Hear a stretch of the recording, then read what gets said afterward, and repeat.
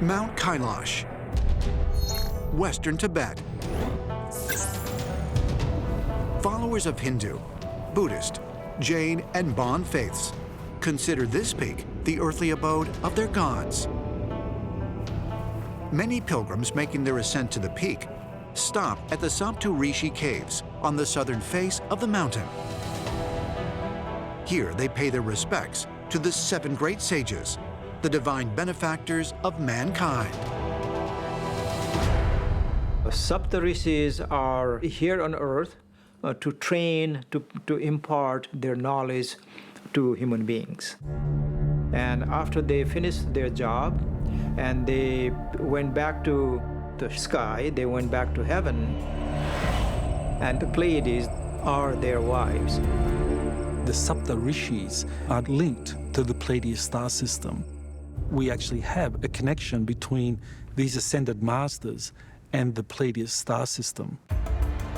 Today, many people of India, Tibet, and Nepal claim that they can trace their genetic lineage to the Saptarishis, powerful cosmic beings associated with the Pleiades.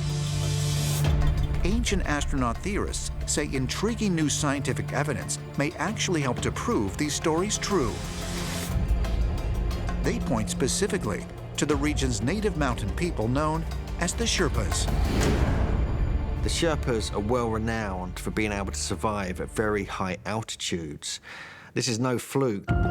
They found that the Sherpas carry a specific gene that enables them to survive in oxygen-starved environments.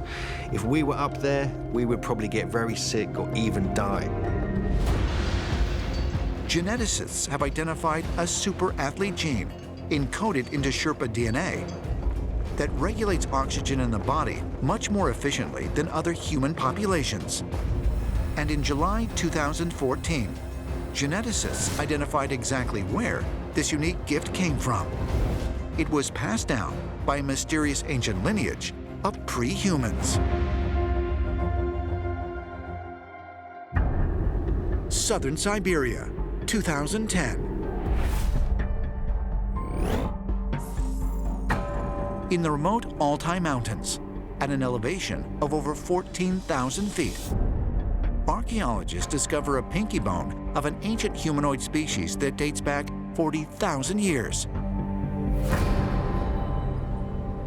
These bones have been analyzed at the Max Planck Institute for Anthropology in Germany. And they are absolutely specialized in DNA. They compared the DNA of the bone, and there was no comparison with human DNA. Anthropologists named this new species Denisovan, after the cave where the bone was found. And from this small bone fragment, scientists have been able to sequence the entire Denisovan genome. Something incredible came out of this DNA testing. They found that the Denisovans had the same super athlete gene found in the Sherpas of Tibet. And not only that, after additional testing, they actually found that the Denisovans passed down this gene to them. What we're beginning to discover is that human origins are a lot more complex than what we ever imagined. In the decades since the Denisovans were discovered, scientists have traced their DNA to modern human populations in Australia, the Americas, the Pacific Islands, India, and Tibet. And to this day, remarkably, the native people that inhabit these regions all share a profound connection to the Pleiades star cluster.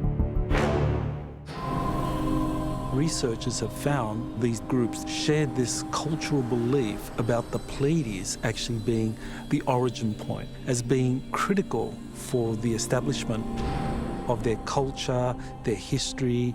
Their lineage is somehow attributed to the Pleiades. Is it possible that the Denisovan bone fragment found in Siberia once belonged to an extraterrestrial being from the Pleiades?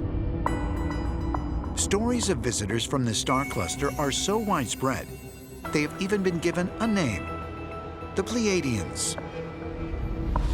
We've had all kinds of guests over the many years I've been doing Coast to Coast that have talked about various star systems and clusters, including the Pleiades. And they talk about how the Pleiadians are primarily Nordiques. They look like us, or should I say, we look like them.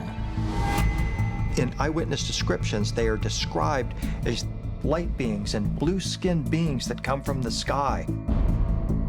The ancient civilizations knew that the Pleiadians have been in contact with Earth since the beginning of time. It is possible that the Pleiadians seeded the Earth with their own DNA to upgrade the genetic material of humanity to ensure that it will continue to evolve.